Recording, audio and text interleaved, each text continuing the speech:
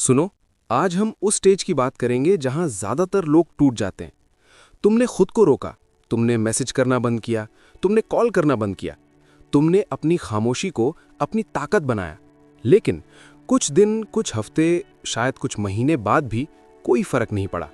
न उसका मैसेज आया, न उसकी बेचैनी दिखी, न उसे तुम्हारी कमी महसूस हुई, कम से कम बाहर से तो नहीं। और यहीं से दिमाग में सबसे खतरनाक सवाल शुरू होता है, क्या मैं उसके लिए कभी इंपॉर्टेंट था भी? अगर तुम इस स्टेज पर हो तो ध्यान से सुनो, क्योंकि यही वो मोड़ है जहां असली ट्रांसफॉर्मेशन शुरू होता है। भाग 1, खामोशी क्यों कभी कभी असर नहीं करती। सबसे पहले एक सच्चाई समझ लो, खामोशी कोई जादू नहीं है। अगर तुम्हारी पूरी पहचान ही उसके इर्द गिर्द थी, अगर तुम्हारी पूरी वैल्यू ही अटेंशन देने में थी, तो सिर्फ चुप हो जाने से इक्वेशन नहीं बदलती।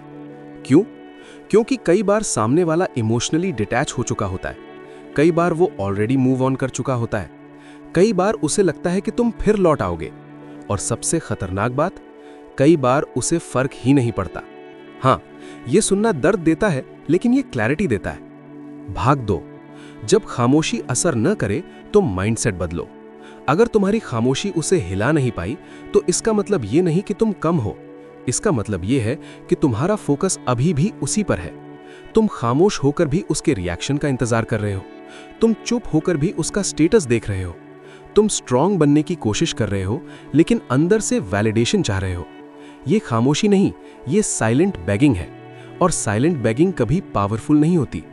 असली पावर तब शुरू होती है जब तुम आउटकम छोड़ देते हो। भाग 3, अब क्या करना है? 1, एक्सेप्टेंस। पहला कदम, मान लो कि हो सकता है वो कभी वापस ना आए। ये सोच डरावनी है, लेकिन यही तुम्हें फ्री करती है। जब तुम पॉसिबिलिटी एक्सेप्ट कर लेते हो, तो तुम कंट्रोल वापस ले लेते हो। Identity shift. तुम्हें उसका एक्स से एक हाई वैल्यू इंसान बनना है। अब सवाल ये नहीं कि वो क्यों नहीं लौटी, अब सवाल ये है कि मैं अगला लेवल कब अचीव करूंगा।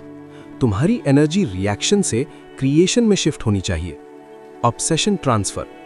पहले तुम उसके बारे में ऑब्सेस करते थे, अब अपने गोल्स के बारे में ऑब्सेस करो।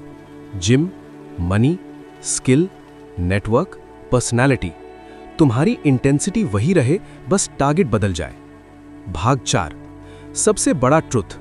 अगर तुम्हारी खामोशी का असर नहीं हुआ, तो 2 पॉसिबिलिटीज हैं। वो सच में इमोशनली डिस्कनेक्टेड है, वो टेस्ट कर रही है कि तुम कितने कंसिस्टेंट हो। दोनों केसेस में सोल्यूशन सेम है, कंसिस्टेंसी। स्ट्रॉन्ग एक दिन नहीं बनते, स्ट्रॉन्ग रोज बनते हैं। अगर तुम 10 दिन स्ट्रॉन्ग रहकर 11वें दिन टूट गए, तो गेम रीसेट। भाग 5, जब ईगो हर्ट हो। सच बोलूं, अक्सर हमें उस इंसान से ज्यादा चोट इस बात से लगती है कि उसे फर्क क्यों नहीं पड़ा। हमारा ईगो हर्ट होता है, हमें लगता है मैं इतना इन्वेस्ट था फिर भी। लेकिन याद रखो, किसी का तुम्हें इग्नोर करना तुम्हारी वैल्यू डिफाइन नहीं करता, वो उसकी कैपेसिटी डिफाइन करता है। भाग 6, रियल पावर मूव। अगर खामोशी काम नहीं कर रही, तो अब नेक्स्ट लेवल है कंप्लीट डिटैचमेंट। मतलब no checking, no stalking, no indirect posts, no hidden expectations. ये स्टेज पेनफुल है, लेकिन यहीं से फ्रीडम शुरू होती है। भाग 7, आयरनी। सबसे फनी चीज क्या है? जब तुम सच में मूव ऑन कर जाते हो, जब तुम्हें सच में फर्क पड़ना बंद हो जाता है, जब तुम जेन्युइनली खुश हो जाते हो, तभी कई बार वो वापस आता है। लेकिन तब तक तुम्हें उसकी जरूरत नहीं रहती, और यही अल्टीमेट विन है। भाग 8, फाइनल रियलिटी। अगर वो कभी वापस ना आए तो भी तुम जीत सकते हो, क्योंकि इस प्रोसेस में तुम वीक से डिसिप्लिन्ड बने, डिपेंडेंट से इंडिपेंडेंट बने, इमोशनल से स्टेबल बने। एक इंसान गया, लेकिन तुम्हें तुम्हारा बेस्ट वर्जन मिल गया। लॉस कहाँ हुआ?